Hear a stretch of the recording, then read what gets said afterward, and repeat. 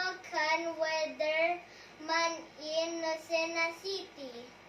I will be covering our today's local weather for Monday and Tuesday. As today, November 15, 2021, Monday, the weather is partly cloudy with current temperature of 33 degrees. Our maximum temperature is 37 degrees and minimum of 34 degrees.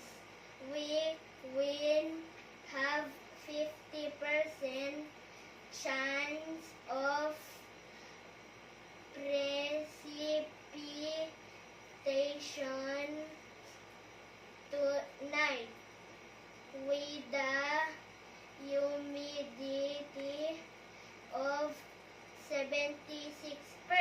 And for Tuesday, November 16, 2021, there will be thunderstorm. The temperature is 29 degrees.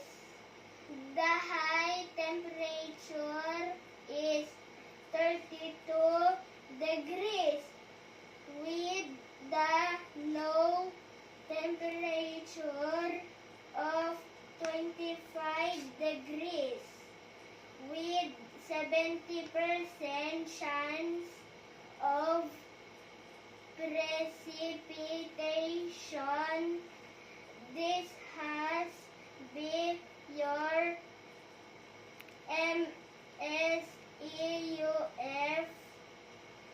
weather update.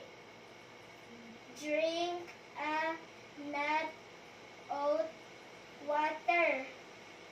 Don't go outside if it is not necessary. I'm Roman McCain Miller reporting. Stay safe.